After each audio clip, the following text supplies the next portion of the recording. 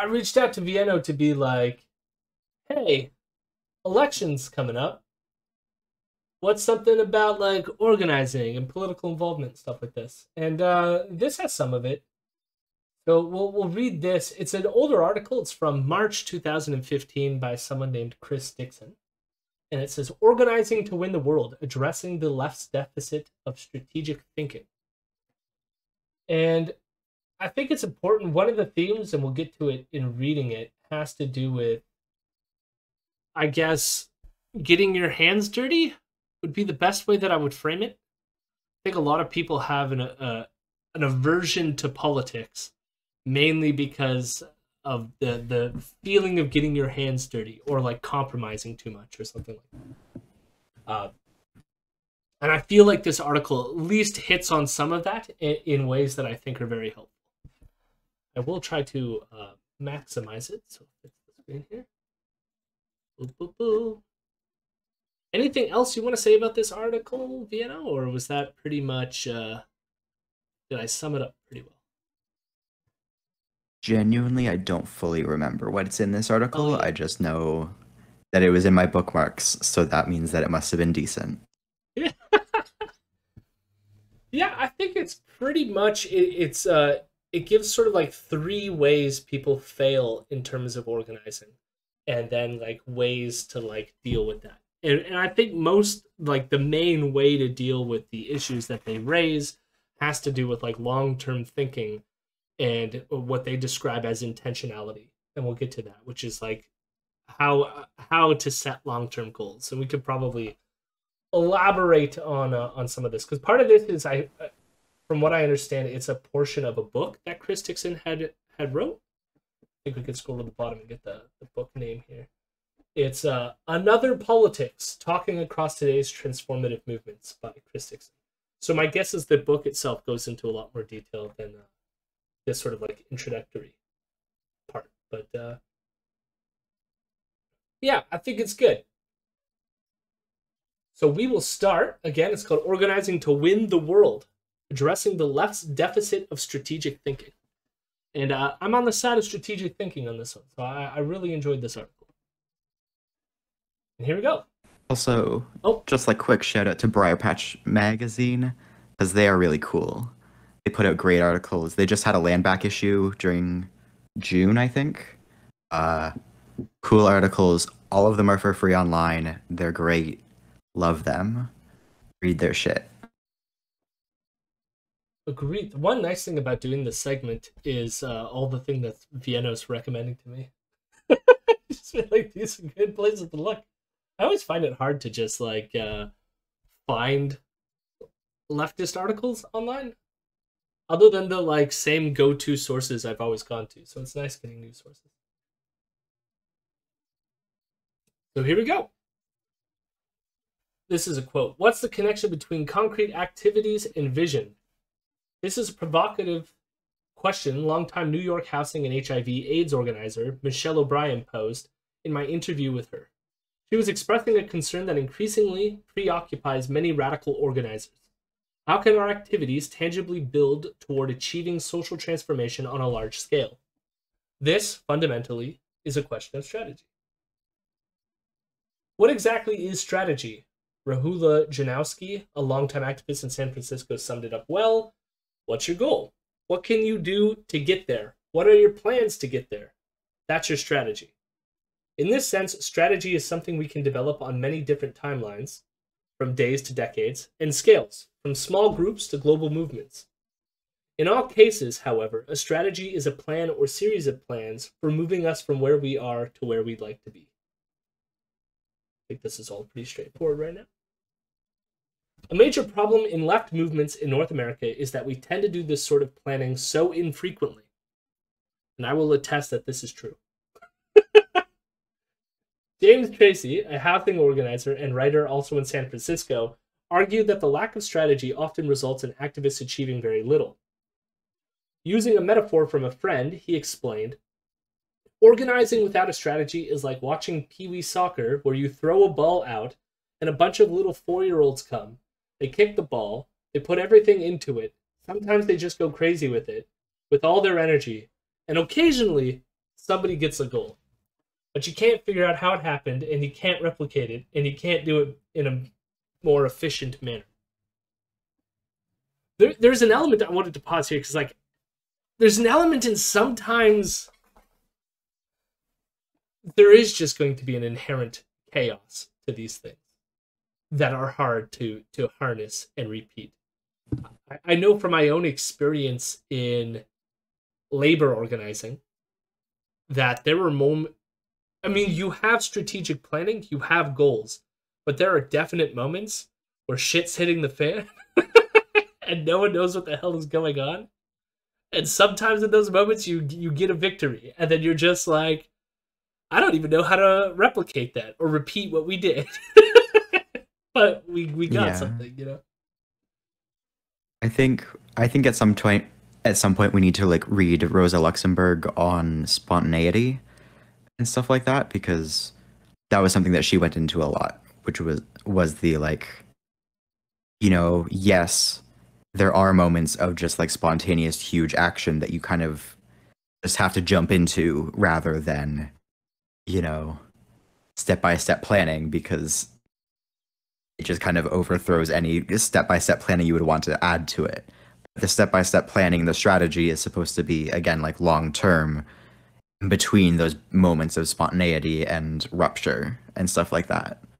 And I know that they don't get to it in this article, but like one thing that I've thought about a lot too, which is that I feel like some activists can learn from improv in a certain way, where there's an ability as well, like a good skill to be able to not just have like long-term planning, but be able to think on your feet in the moment when something more dramatically changes right now, and you have to get rid of your long-term plan for a more immediate, like short-term plan, you know?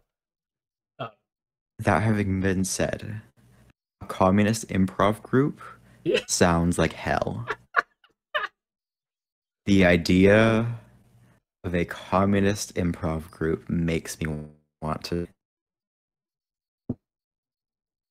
Makes you want your audio to cut out? Yeah, that's it. Nothing more. Yeah, I'm not saying that what you need to do is learn to actually do improv in the comedic dramatic No, I think that's exactly what you mean. I think we're doing an improv group now. Oh my god. I will continue. The prompt just says Stalin.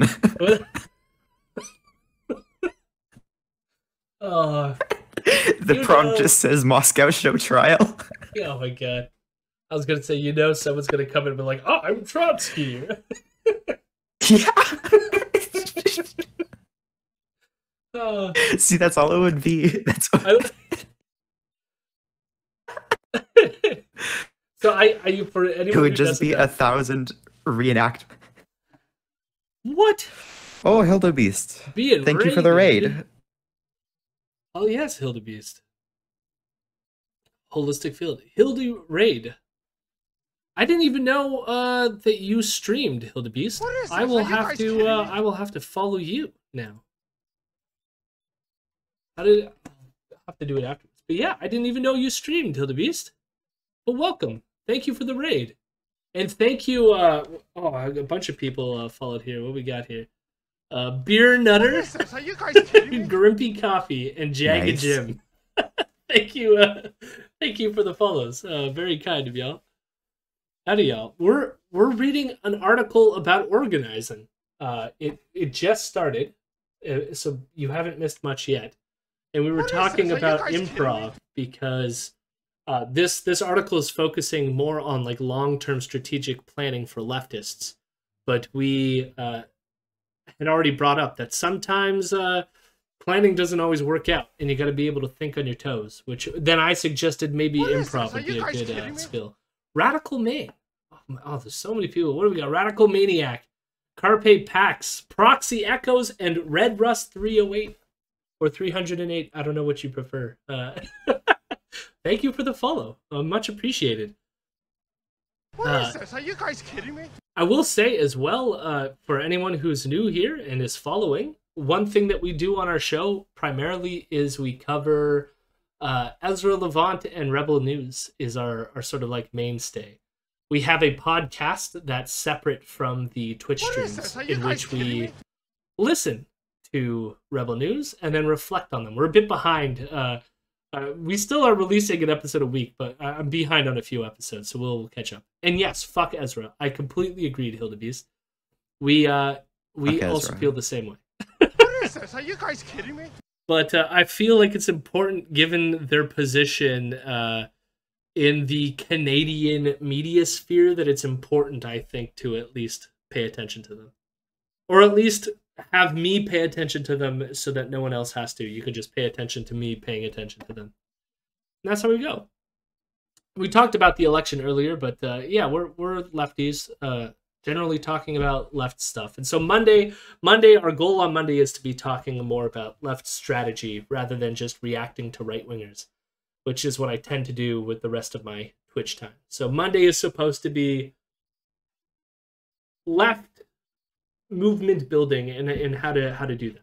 So, and my guess is for the next few ones, they're probably going to be a little bit more maybe election focused. I don't know. This election's going to be short in a month, but yeah, it's going to take up a little bit of time as it is.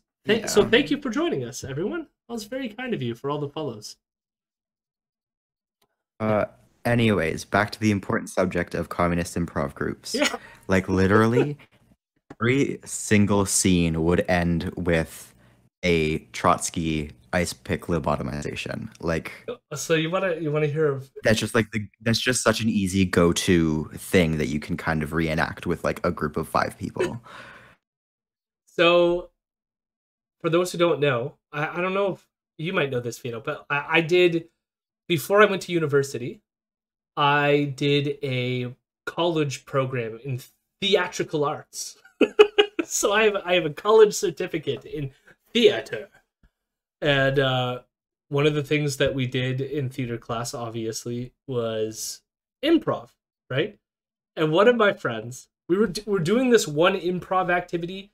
I can't remember the name of it. It was something like lay down, kneel, stand up, or something like this. So there was 3 people in the improv scene. One person is laying on the ground, one person is like kneeling, and the other is standing.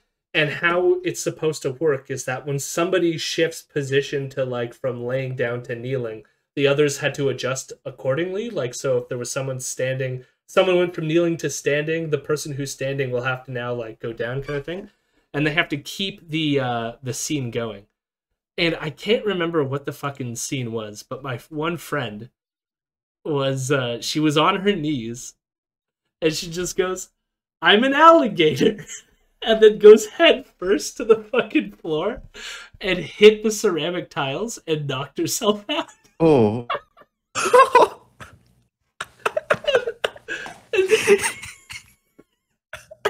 And I had to drive her to the hospital. And she had a concussion. She gave herself a concussion. And it's one of my favorite memories from college. Oh, dear Lord. Oh my god. Oh, yeah, no, that was... See, and every communist improv group would end up like that, too. Well, that's like when you said the ice pick, like, I'm Trotsky, and then someone comes with the ice pick to lobotomize, and it's sick, yeah. Yeah. Oh, dear Lord. An alligator. An alligator. It just, like, it was like all inhibition went, and she just went for it, just head first into the fucking floor. When did the doctor? No, I just straight up told them. I'm not gonna hide the fact that is one of the greatest facts of all time. Good thing my friend Kira was her name, but well, what not was, she's still around. But she was in good spirits about it. She was laughing the entire time, like, I gave myself a concussion. My god. Yeah, no, it was nice. Oh my god. Anyways, we're way off topic of this article. Yeah. But we will get. You don't want to be an alligator. Yeah.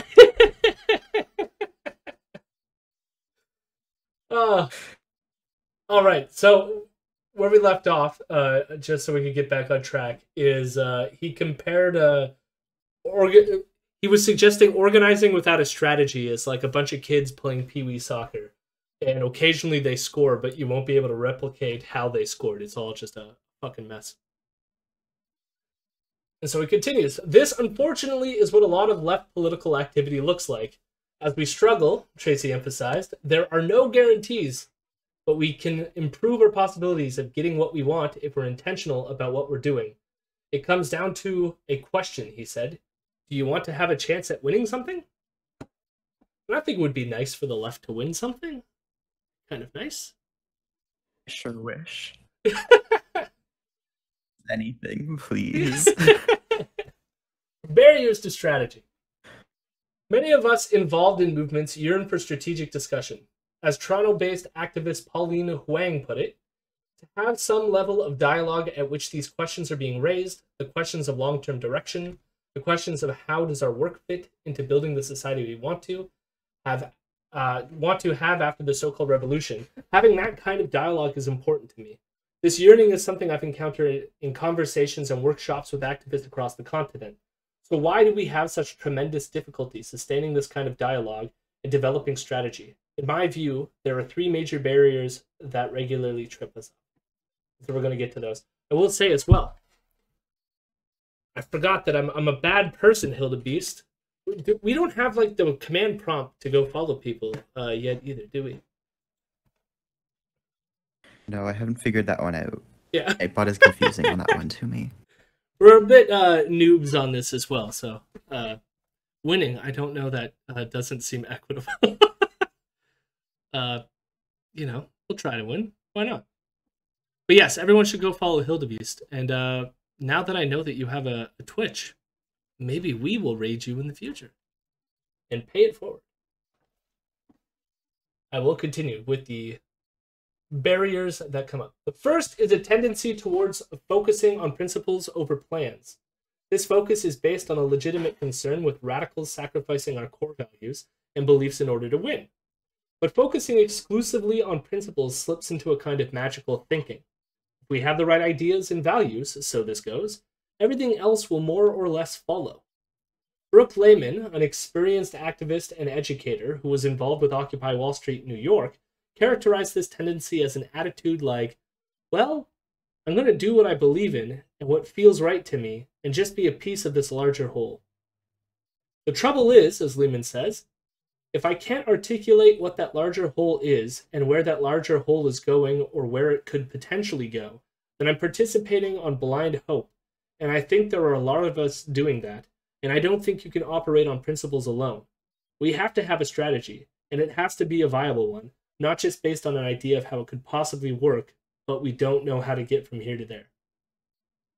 I will say on that point too, we've been involved in a few stuff, Vienno, especially around like student movement stuff in Canada, where I often felt at the at least locally, I felt like we had more control or at least more of a plan. But then once we started like getting to like the bigger stages, like with the CFS, it largely just felt chaotic, or like there was no long-term plan. You know what I mean? And I do feel like a lot of people, they have this vibe of, and you see this with not just with the student movement, but like a ton of stuff, which is like we'll show up for the march and they'll be like, yeah, all right, and then leave. And then it's like, you haven't really, like, you, at least what you've done is like done some sort of social signal that people care about this issue, but you haven't built the sort of like long-term strategic plan of how you get from the mass mobilization to actually getting what you want done.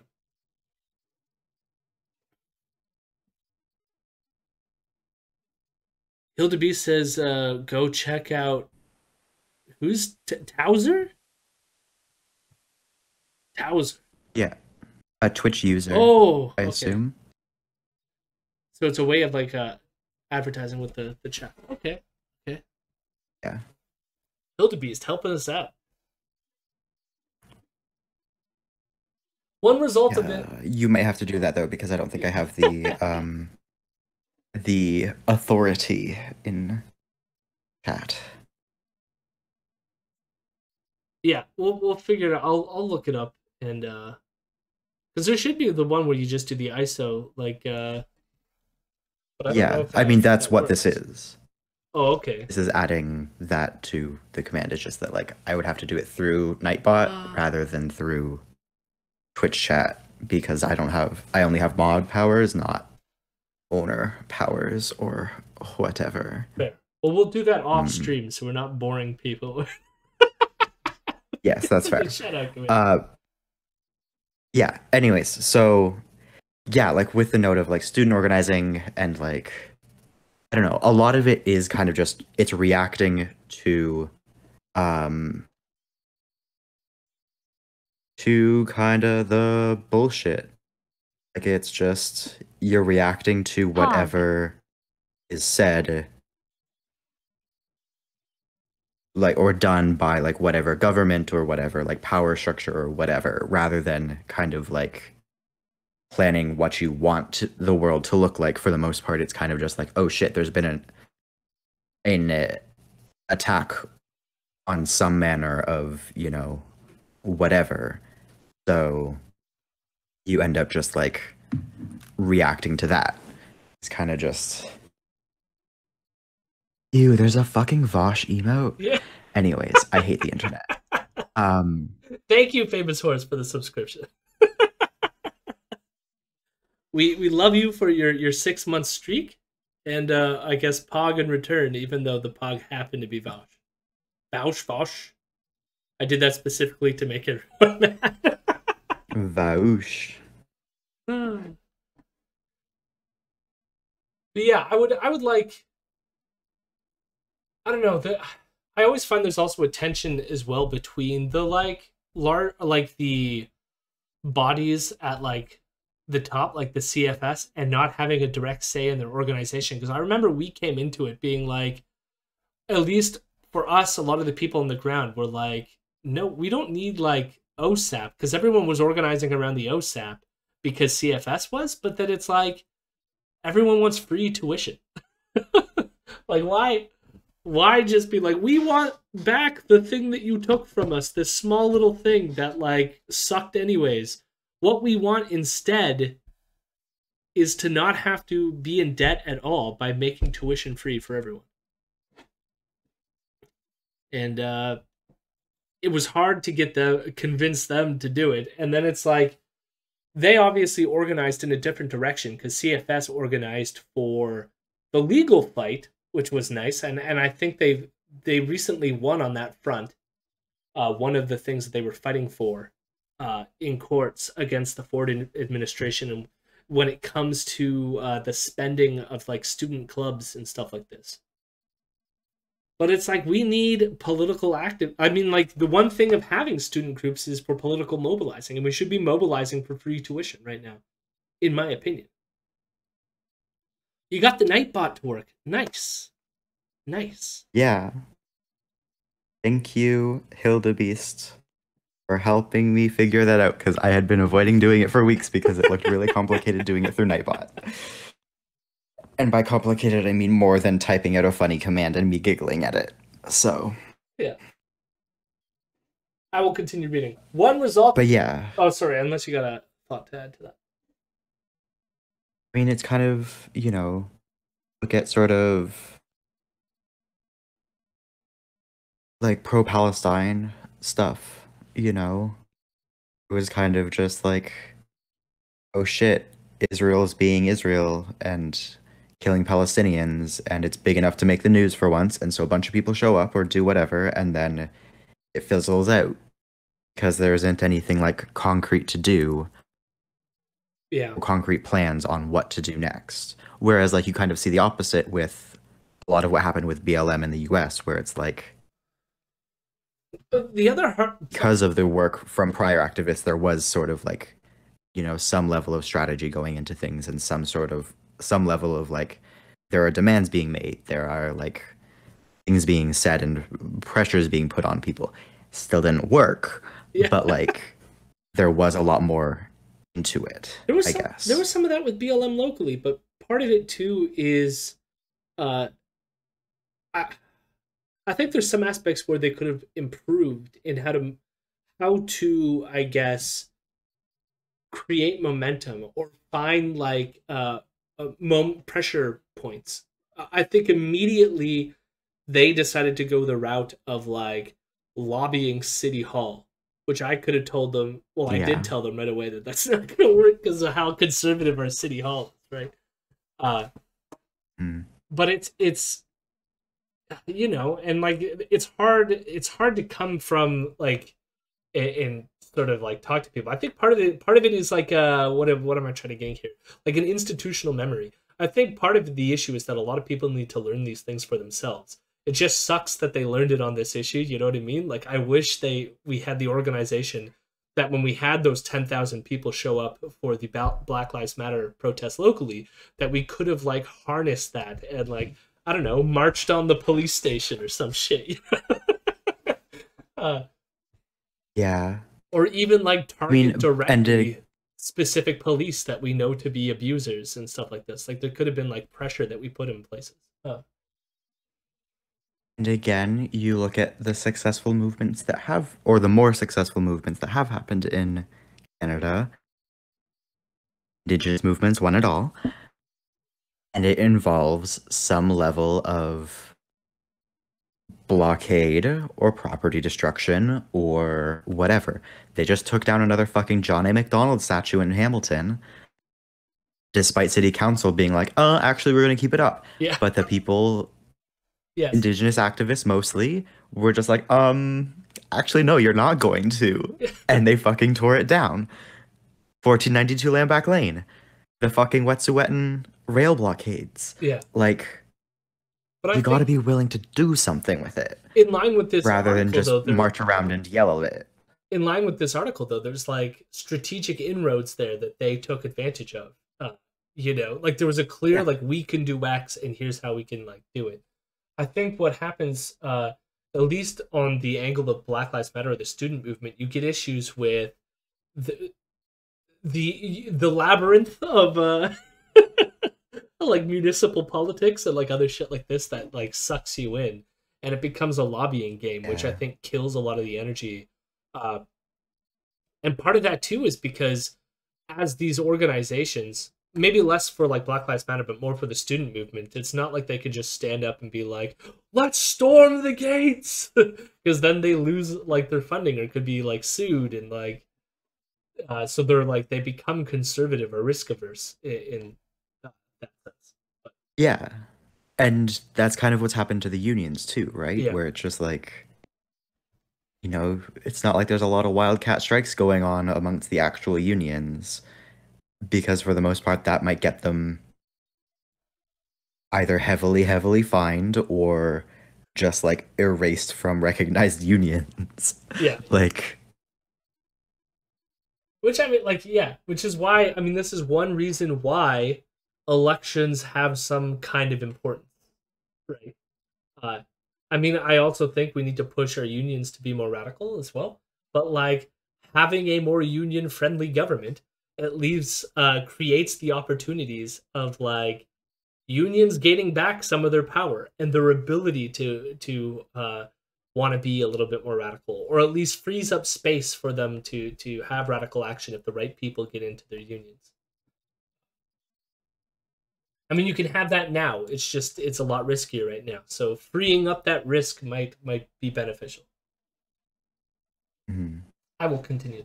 One result of this fixation on principles over plans is that activists often spend a lot of time and energy debating whether particular individuals, activities, or organizations are sufficiently radical without asking basic questions about how they seek to move us toward actually winning. A focus on political ideas and rhetoric in this way eclipses strategic thinking. It also creates a context in which some activists are quick to dismiss any effort, often sloppily using the terms liberal and reformist, that doesn't lead directly to the complete destruction of the existing social order. I get this one a lot. Okay, call me out, I guess. NDP. Yeah. I was literally like just about to joke about you being a reformist. And then we read this paragraph. Oh, directly to the complete destruction of the existing social order. That's literally all I want. I don't give a shit about anything else. Like, Yeah, but like as I've always argued with you too, it's like I also want this. It's just like I realize that there's gonna be steps along the way, and it's like how do you strategically plan to get there? Which is one reason why I really like this article. Uh, yeah. which is like I've said to in the previous episodes. In fact, I think I remember having a conversation with Hildebeest in chat about this, which is like I like yeah, I feel icky sometimes too helping out the NDP, but if it frees up the space to create uh future change, then that's good, and we should take advantage of that, even if uh I do not agree with everything that the NDP does. But if it's something minimal that like I could show up and vote and tell other people to vote, that is very easy to organize, you know, and it's a very clear goal of like get them elected, and that's one part of the goal, you know. And then there's got to be like follow up to that and the further goals, right? I think where reformist and liberal fit is where you end it by just being like, let's then get them elected, you know. Then it becomes liberal because it's like you're not actually in this to actually change the system at all. I see it as a means to a further end, you know. Yeah. I mean, I guess the issue there though is that like for the NDP, what is the further end? Like it does ultimately feel kind of that's kind of the issue is why it feels kind of useless so often. And like I get Hildebeest your message there being like struggling whether to vote NDP or just not vote at all. Like I'm still gonna walk in and vote NDP, but also like I don't have faith in electoralism for the most part because I don't see the NDP as a party that has any sort of goals in mind. It just feels like they kind of want to like tweak things a little bit here and there and see what they can do, but there isn't like an end goal or there isn't like a place that they are trying to get to, but beyond some vague idea of like a quote unquote better Canada or whatever, which is the same goal that you could argue the liberals have. And that's a problem. Yeah, but I guess it's like the little tweaks to me again has more to do with freeing up space, right? Because it's not like Yeah. I mean it's one thing. Let's just put it this way: like when we had Harper for 10 years, did that hurt or help the left? I want to say that it hurt the left. No. You know. No, I agree with you Yeah. on that. It's just kind of it's less of like what an NDP like government or whatever might help us with, and more like what are the institutional goals of the NDP itself. So it's less of a like, oh yeah, you know, nobody should ever vote NDP, and more of a like, you know, sure, I'll vote NDP, but like to what end?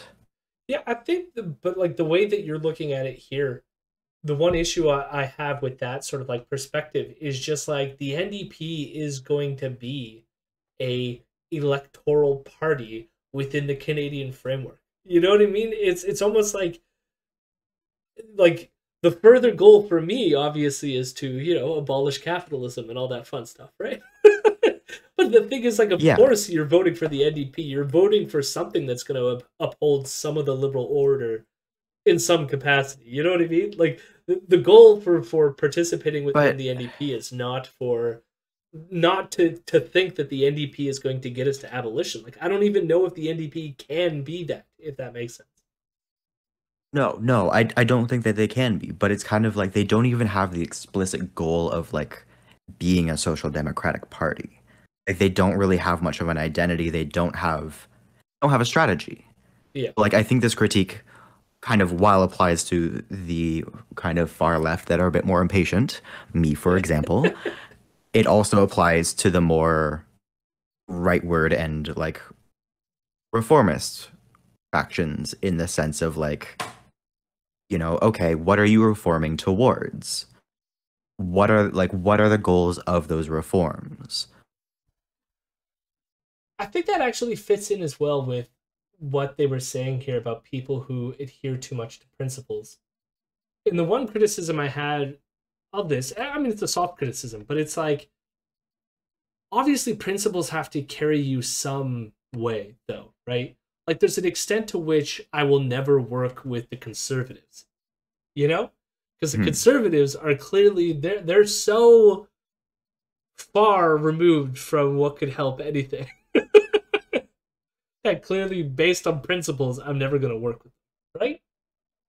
But it's like, I do agree that there's some, I think I mentioned this before as well, where in some people it becomes party affiliation or working with a party can feel like dirty or like essentializing, where you feel like, I am an NDPer now, and that, like, that must mean I take on everything that the party adopts, and it's tainting my identity in some capacity. And part of me is like, it's never been that way for me. Politics are dirty. Like, you're gonna have to get your hands dirty. Like, you're gonna have to work with shitty people. You know, there's almost like no way to avoid it. You know, but I still think principles do sort of matter to a certain extent. Maybe more than this article is suggesting. You know, and maybe that's the tension here is how to like navigate that. I still think, like, the critique that I'm making is that there are no plans amongst even the NDP types either. Like, it is both. There are principles, but there are no plans. So I agree. Famous Horse said if you hit 100+ subs, you have to shave. Why? What's wrong with my beard? This beard is the head and beard, just full smoothness. Eyebrows too. Yeah, Blue Man Group Day. Conservative principles are more like guidelines, like Pirates of the Caribbean. Yeah, like I do agree with you about the NDP. It's like, I guess, like, part of me is like, the difficulty is how much the party is going to be what the party is based on who participates within it, right? And one of my frustrations is always that it's a bigger tent. It's maybe a little smaller than the Liberals, but it's a bigger tent. And so you do get some more liberal elements within the NDP, obviously. But that's why they're always wishy-washy on what their purpose is and why there's conflict there.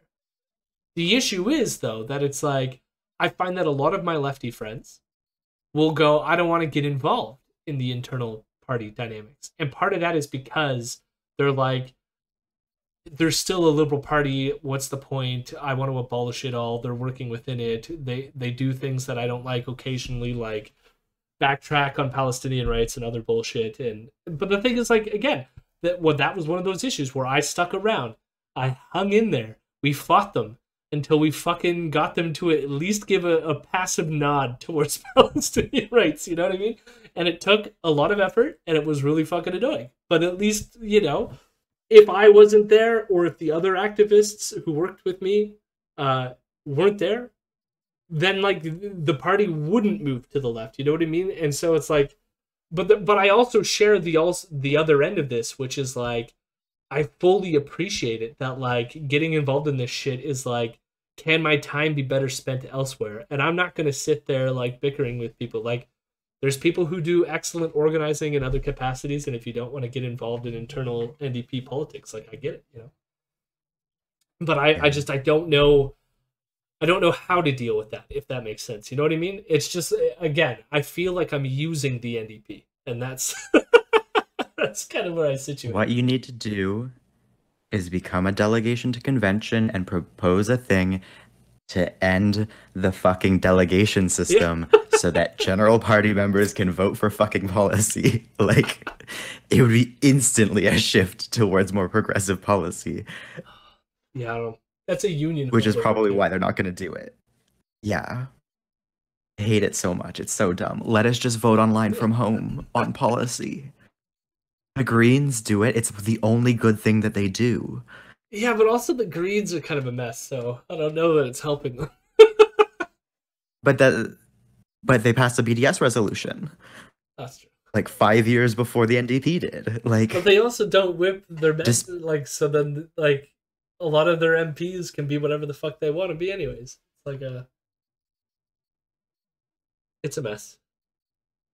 Yeah. This is another discussion that like we could probably get into as well at some point in further detail, but like I don't know how to. I mean, a lot of people talk about how to properly orient the party voting system and bases stuff like this, and then it's like when you see other parties with differing voting systems end up doing similar or like worse shit, it's like I don't know. I don't know if changing it's going to improve it. I wish it did, but because part of it too is then like more like not just the whipping. Although like I agree with Hilda here that like whipping the votes is important, but it's also like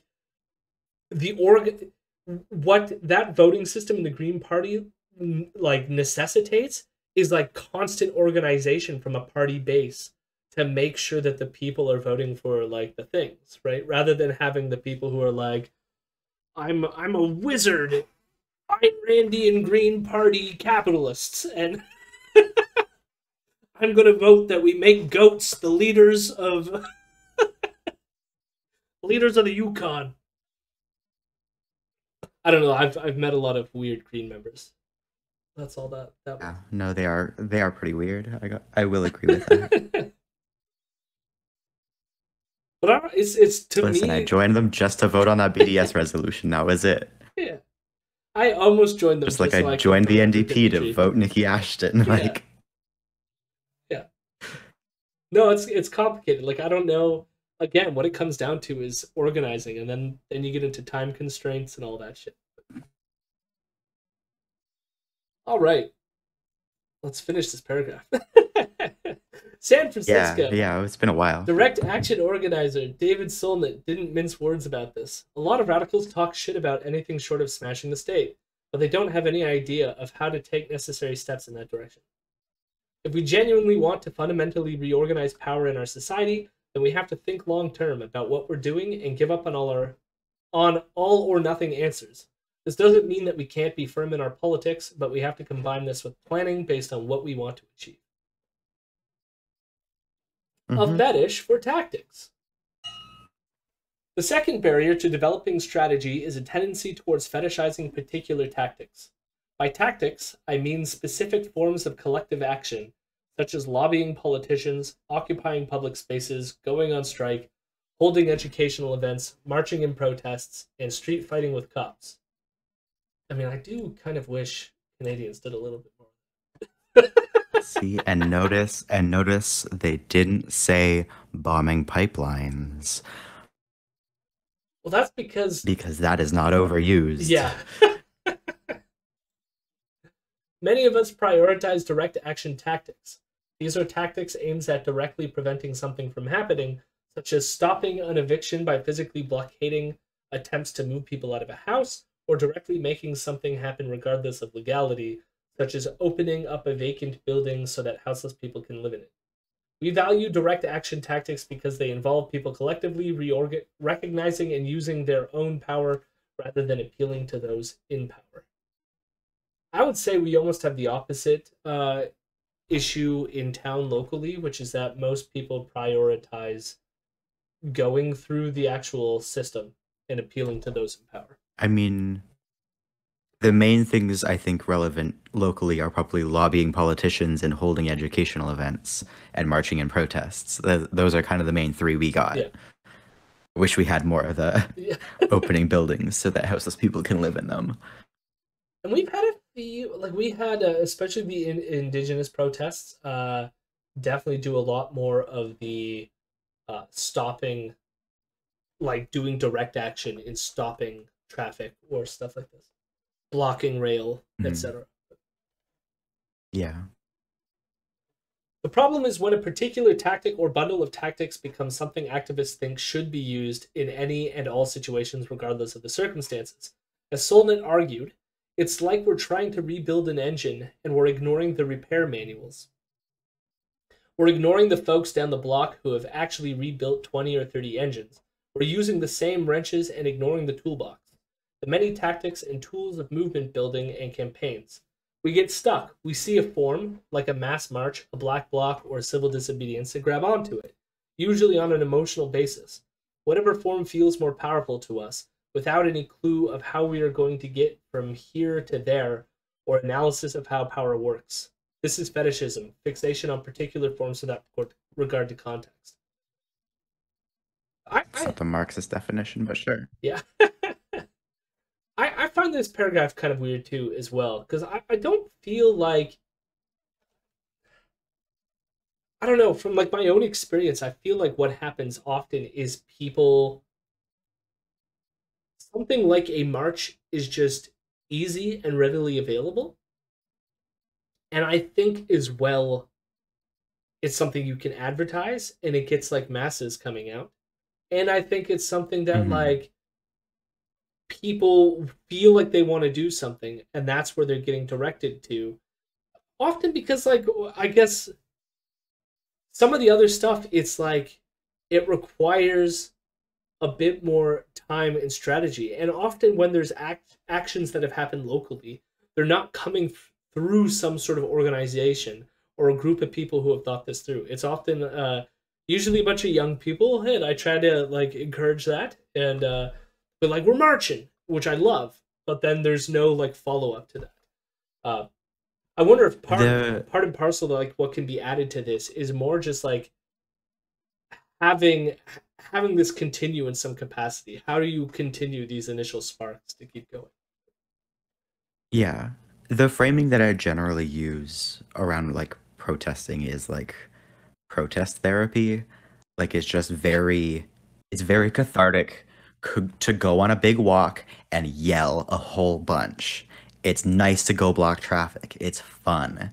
You just go and you like, end of the day, you're just like, wow, this is like getting a fucking massage. Like, I'm ready for bed. I'm so relaxed. I'm so chilled out. This was great. But the issue is then like follow up. Yeah, because like, okay, you've had your little feel good moment. What next? Like, and some of the feel good and so they don't end up doing anything. You know? Yeah, exactly. Yeah. Like you need to have something that feels good about what you're doing. The issue is then impact. Like, the marches are, again, fun. I love them. They're so good. Can't really do them because I have an injury now. But like, it's still just like a grand time. You feel good. You yell into a megaphone. You wave a flag. You wave a banner. So fun. No, pride. Same thing. Where it's just like, okay, yeah, you get in your little lineup and your float, and you go and you wave your flag for a bit, and you have a good time. It's not political action, though. No. It's therapeutic. It's something that feels good and is fun to do. I mean, it doesn't have impact. Unless you are like causing problems while you're doing it. It can have impact. It's just, I would say, low level impact. Like, it's at the level of like observability or like presence. But like, that often doesn't translate well into like actual like political change, right? The least it can do is like socially signal things. Like, I still think, like, for example, when we had the vigil in town and we had like 10,000 people taking to the streets after that Muslim family was murdered because they were Muslim in town. This happened back in June. And when we saw like the 10,000s, like that crowd of people come over the hill, like, it just hits you of like, there is some semblance of support of people who won't stand for this, you know? And that kind of can build solidarity and like other emotions. So it's like, it's not that those things are useless or that they're like apolitical. It's just like the end result of this was a summit, or at least a part of the vigil was like that summit thing, which is like, is the government actually going to take up some of the recommendations from the summit? And like, no, we're having an election instead. Don't you remember? Yeah. The online anti-hate legislation got thrown out because it hadn't gone through the Senate yet. Well, it doesn't necessarily get thrown out, right? Like, if they get back to it, it would still be there to go through. No. It's like just done. No, it's off the agenda. Yeah. The session has ended. It will be a new session of the Senate when they come back. Do they have to do first everything that was on the previous? Yeah, no, like, they will have to reintroduce it to the House. What about the conversion therapy? Yeah. Also gone. The end to minimum mandatory sentencing, that the Liberals put in to reform like the crime bill, gone. What were the other ones? There was a bunch of shit. Fuck them so much. Yeah. Yeah. God damn it. Yeah. Like, they're so just stupid. the most despicable bullshit. Yeah. Like, the few good policies they have, and they're not even gonna fucking go through. The useless study of the feasibility of possibly having UBI is apparently gone as well, according to NomDaNet. So, woohoo! Abolish liberals. Oh, useless. That's the. That's what we need. Abolish liberals. Yeah. One of the most Bloc Québécois minority government. One of the most troubling outcomes of this is that as activists and organizers, we end up focusing most of our attention on questions around tactics, rather than on how these tactics fit an overall plan to achieve something. This is understandable. It's much easier to argue about whether particular tactics are valid or effective than it is to create plans to motivate our tactical choices. The truth is, we can't evaluate tactics without having a more developed sense of where they are located in a bigger picture. This is the role of strategy. The funny thing is, I feel like this is more like you're already starting to do stuff, and like I just feel like London is not even there yet. You know what I mean? We haven't gotten to that level yet locally with a lot of groups. So. It is kind of a big city article, isn't it? Yeah. It's a Toronto, Montreal, Vancouver article. It's like they're already doing shit, you know? And so it's like now everyone's debating tactics, and it's like we've just held marches, you know? You're bragging about having an organization, I see. Oh my god. I'm gonna cry. The crisis treadmill. The third barrier to developing strategy is a tendency toward crisis mode organizing. In Montreal, several people I interviewed self-critically described this as the Montreal organizing cycle.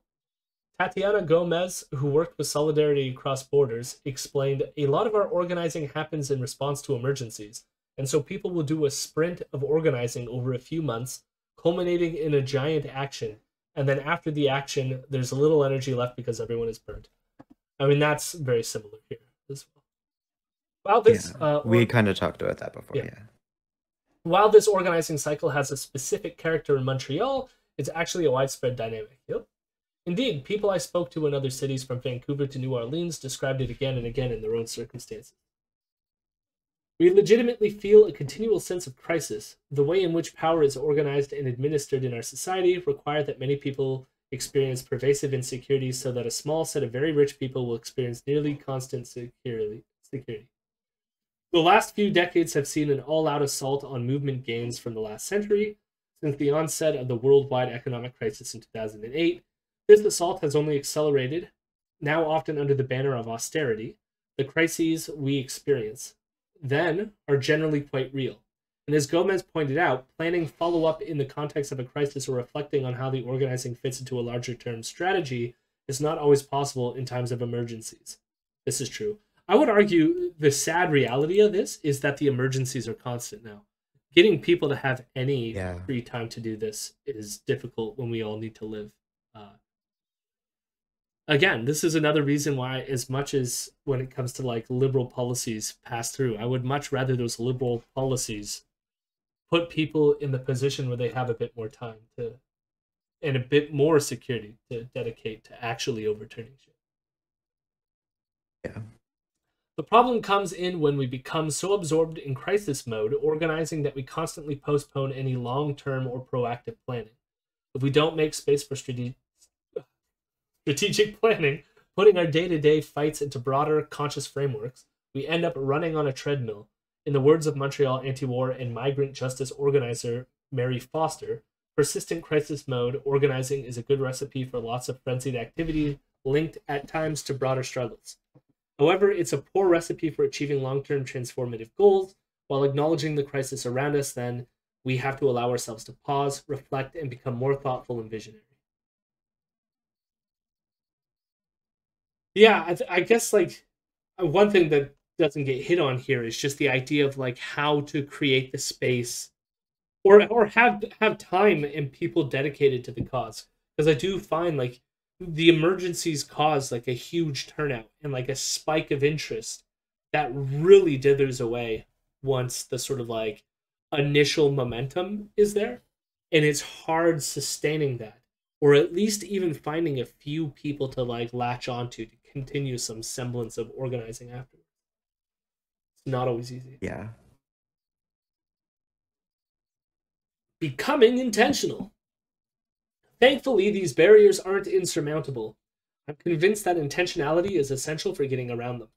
Among other things, this involves, as San Francisco organizer Claire Bayard stressed, having clear goals, having clear plans, being honest and clear about who's our constituency, who's not at the table but should be, not getting defensive about it, and then evaluating instead of running on to the next thing and prioritizing.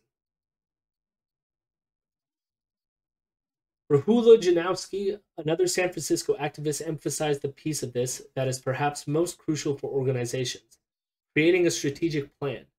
As she argued, I think it's worth doing, really articulating it that way, because then we can relate back to it and be like, our goal is this is our strategy, does this piece of work fit into it, and if so, how? Core insight I take from these suggestions is that we should articulate our aims and how we intend to accomplish them. I do like this. And I feel like, especially in my like union activism, this was like a very important step that other people in the union were not necessarily as good at doing. But when we did it well, it was good. I think part of the issue as well when it comes to, as I said, the dithering numbers after a main event is having the people around to take the time out of their lives to strategic plan is not always as easy, you know? And like this kind of was what I was talking about with like the NDP stuff too, where it's like, if I felt more that the NDP did this sort of thinking, or even that like individual like riding associations or something like that, like felt like they were involved enough in the community to be doing these sorts of things around like how to improve, you know, the lives of the people within their riding specifically, even, or, you know, specific issues that needed to be focused on and talked about and like, you know, activismed, was kind of like, oh, you know, sure would be nice if it felt like the NDP, I guess, existed as a like movement anywhere in general. I feel like my riding association is okay. We could be better, but again, it's like numbers and also our own time constraints. Like I got elected as the education chair right when the pandemic hit, and I've been like helpful in other capacities, but like one thing that I can do as the education chair is run like educational things or get the public talking about things like transportation policy or something like this, right? But it's I don't know, it's not not as easy as it sounds to get, I guess, the that kind of thing going without the public's input from that. And a lot of people are like, I work all day, I don't want to spend my time doing this shit, and then they don't show up to things. Yeah, That's like the thing. I guess it kind of ties back into that, like that party as articulator article. I don't remember if we read it or if I just shared it on the podcast. Okay, we should maybe do that sometime. Yeah. Maybe next week. Where like, you know, the goal of the party should be to act as almost like a focal point or a like, you know, a social memory, social history keeper of these different social movements and a place for them to meet, rather than a sort of like either independent organization that might represent some of those social organizations' interests. It should act as something that is existing within the community and within the grassroots itself, rather than sort of like independent, which is how I currently experience the NDP. Like, they'll show up to an event, but they won't, they aren't kind of like prime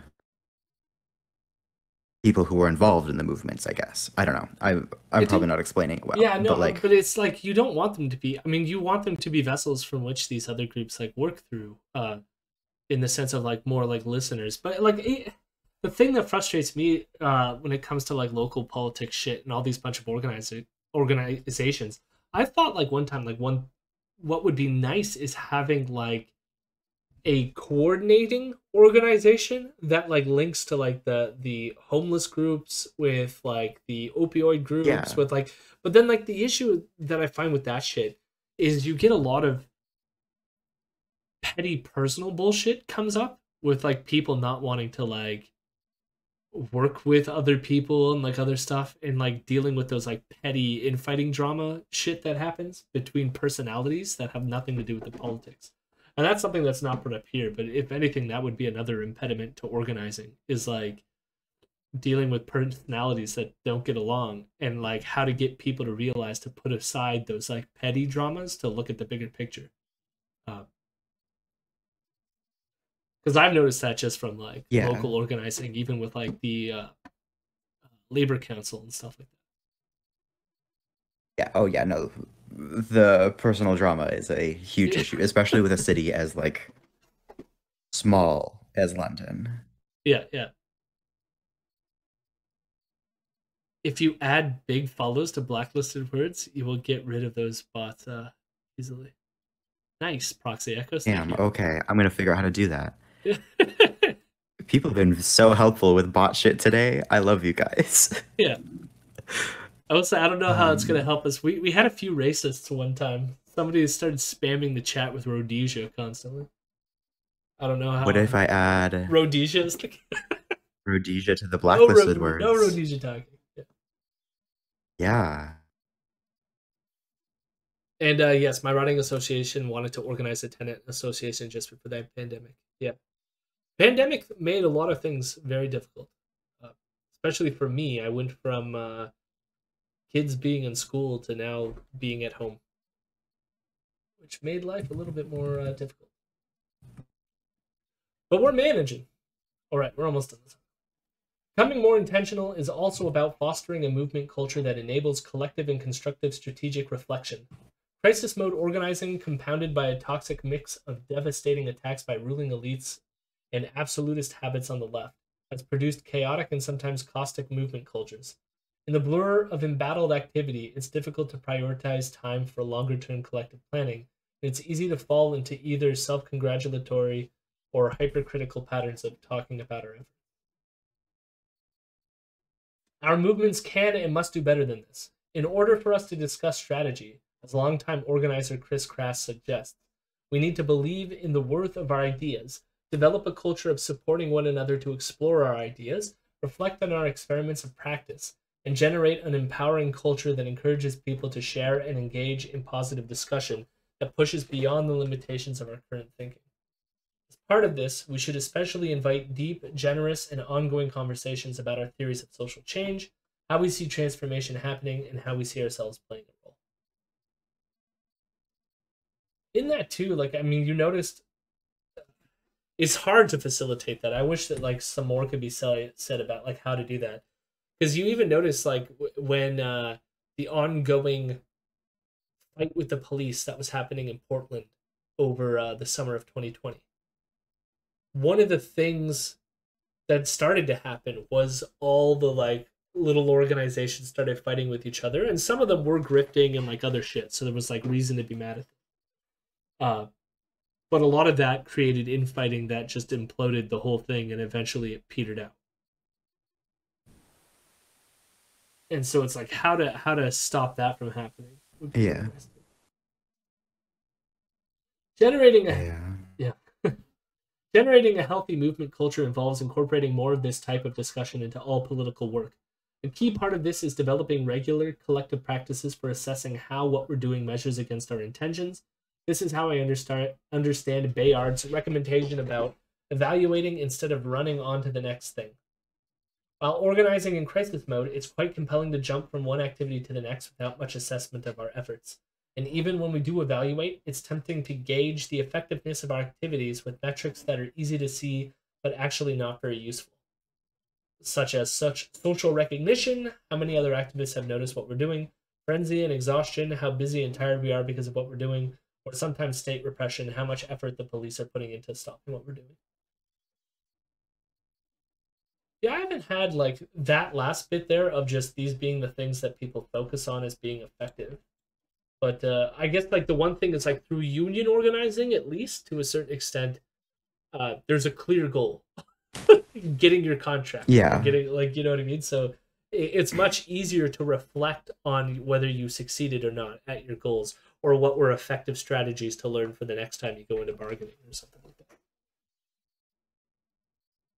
Or I guess, I mean, there could be some things, because I don't know. I feel like the social recognition thing, maybe that was something that happened recently, especially with the Palestinian thing. There was a lot of buzz of like, we did this thing, but then like, as you were saying, not a lot of follow through. Yeah, and like the first two especially, I think, were pretty relevant with student organizing as well. And not state repression, but, you know, university repression is also relevant for like on-campus Palestine organizing. Like,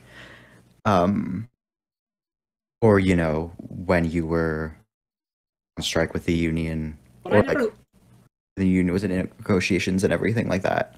I guess not you, but I was PSAC. saying, like, I guess we never put that as like an expression of success. You know what I mean? Because what the writer is referring to here is that somehow we're referring to state repression as like a symbol that we're being successful or effective. And every time the university like clamped down on us, I didn't feel like we must be doing something good, you know, like look at us, we're receiving this pushback. I was just always like, why are they doing this? Leave us alone. Just give us some money. Yeah. Yeah. God. Moving out of the margins challenges us to use measures of effectiveness based on explicit goals. So, in general terms, we might ask, how are our activities winning tangible gains that demonstrate the power of collective action by ordinary people? In what ways is our work bringing more people together and creating new kinds of connections? How is what we're doing building new confidence and capacities in people, particularly those who are structurally excluded and oppressed in our society? This is one I'd like to do more work on. Building the confidence and capacities. Yeah. In what ways are our efforts communicating a transformative vision, not just rhetorically, but also through how they are organized and what they create? And how are our activities laying the basis for future successful struggles? These and other questions like them can serve as starting points for crafting more finely tuned evaluation routines appropriate to our specific circumstances of struggle. Ultimately, the point of striving for greater intentionality is to become more effective and pliable. It's not to come up with infallible formulas. This is important to emphasize. Based on a kind of perfectionism, those of us committed to social transformation have a tendency to hold out for certainty and purity in our efforts. We sometimes act as if we have to figure everything out perfectly before engaging in any action. This is a recipe for paralysis and insularity. Atlanta-based organizer and educator Stephanie... Huh? I was just saying, yep. Yeah. That's why the communists are in their weird little bubble. Like, nobody wants to deal with them. They don't want to deal with anybody else because they're pure. Yeah. And have just the stupidest way possible. There's also, it's like holding out for a certainty. This like it becomes like the whole like perfectionism angle. And there was a great book by Barry Schwartz. I think it's Barry Schwartz. It was called The Paradox of Choice. And he sets out like two like psychological profiles, which is like satisficing and maximizing. And like people who are like maximizers, it's like you need to everything to be perfect and figured out before you engage in action. And it's often like paralyzing, right? Where it's like satisfying is a way more positive, like, or less paralyzing in that you like go, this is satisfactory to proceed. You know what I mean? It's not perfect, but we got to move, you know? And it's like learning how to balance that by like knowing that like as much as you could try to perfect it as much as you can, but knowing that sometimes you just have to go with what you have because the world's going to keep moving. And if you just sit there like waiting for a perfect moment, you often won't accomplish anything, you know? Yeah. Nom de Net doesn't like the article. Part Which of me is is fair. sighing at this article. None of this is revelatory. I have read similar things from Jane McElvey. Yeah, I like Jane McElvey as well. Frankly, I'm too tired from a soul-crushing full-time job to do full-time job of effectively organizing as described in this article. People are too poor and tired to be able to do all this work. Yeah, I mean that's been my criticism through a lot of it as well, which is like I want to hear from more people that angle of it. Although I do appreciate, I mean, some of what they're laying out here is some of the steps of just like when you're in the thick of it, how to do some of the stuff, which is important. I mean, especially like myself being in the thick of it, or even being a part of my writing association, some of this might be helpful. But I do take the general criticism on board about this article. And as I said, I don't want to make this a reflection on Chris Dixon because this is like more of an introductory to his book on this subject. So. Sorry, Nom, yes, you weren't criticizing the article. I was just kind of being dramatic. Yeah, no, like, I don't know. Again, I hadn't read this article in quite a while, and it was the closest thing to an article on electoralism, which is what Jody requested an article on. So, but I figured it was a kind of like relevant critique of a lot of like the local DP organizing, but then also kind of like individual, like specific issue type organizing, where it is a kind of like, you know, oh, if you're just organizing around Palestine, or oh, you're just organizing against anti-war stuff, or oh, you're just kind of like doing that. It's so easy to get kind of like caught up in a familiar way of doing things that doesn't work, doesn't really get new people on board, doesn't really like, you know, do much. But then also like, I think one of the key things is kind of like talking about ways of making it so that it's not a full-time activism job, basically. Like, if an organization is run at all competently, then it won't feel like work, I guess. Like, it's just kind of a, you know, if it is something that is run relatively competently and also like with specific actions and goals in mind, then it won't feel like rushed and panicked and make you feel like anxious and exhausted and just kind of like burnt out really quick.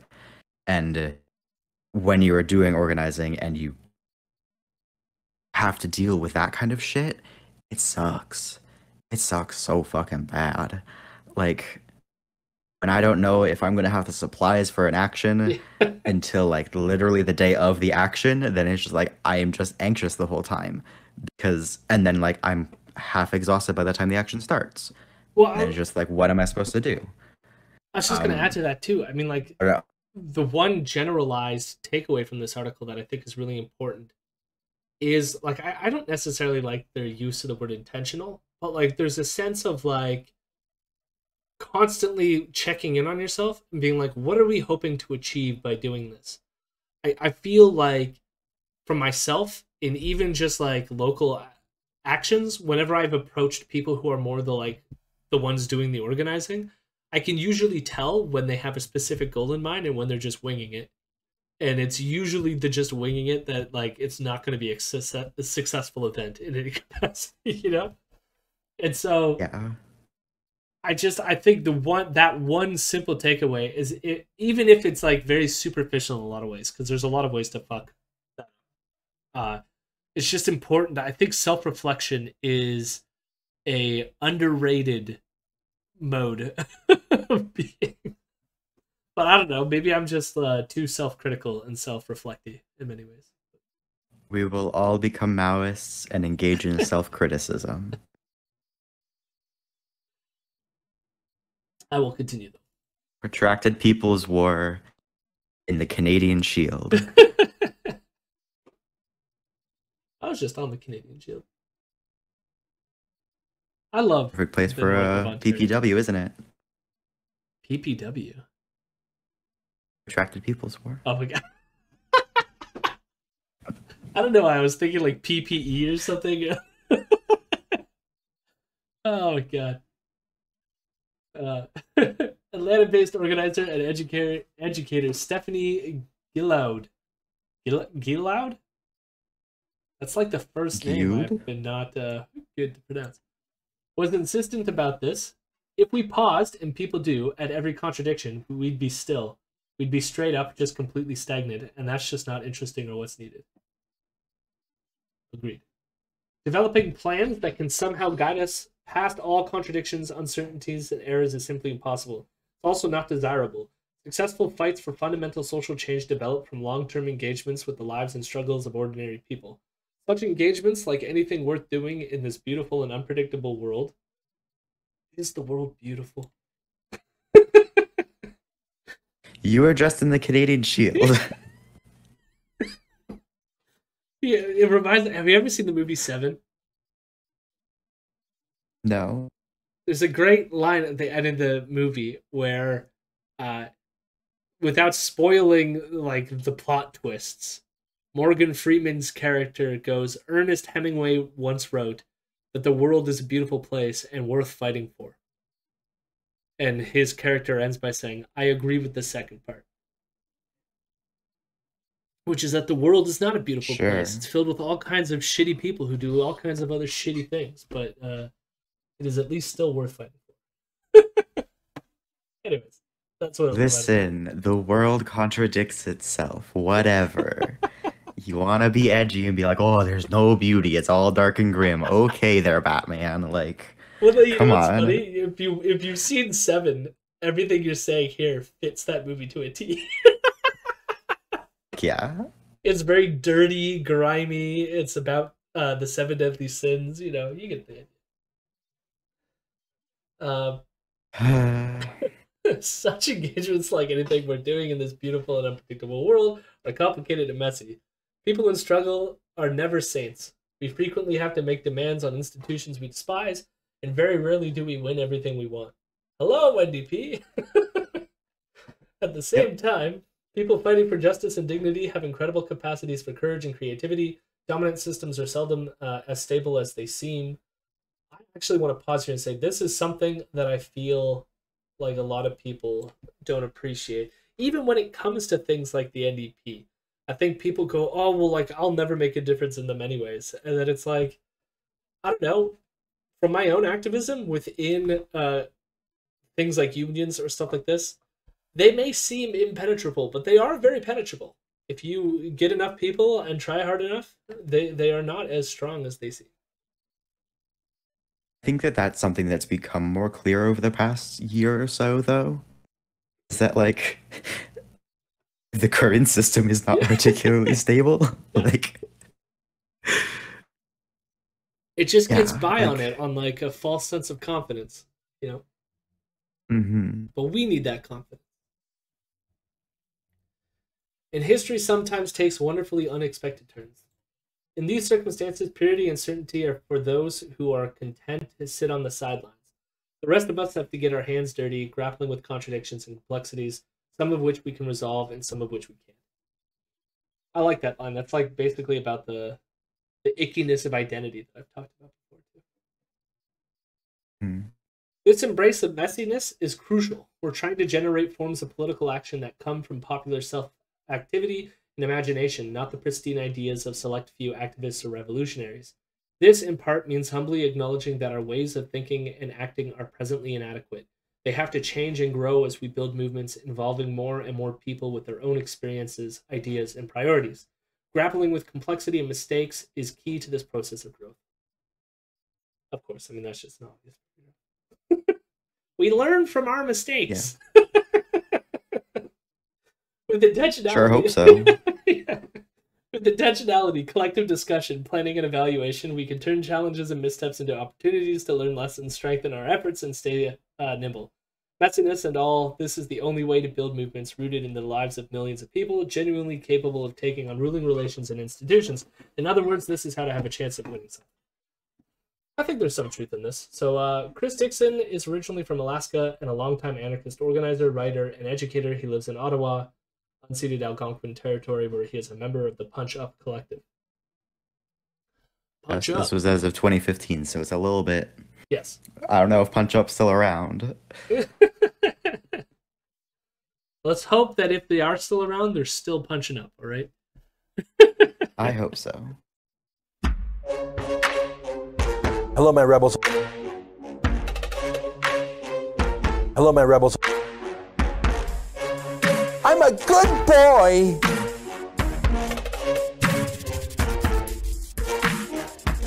I'm a weirdo.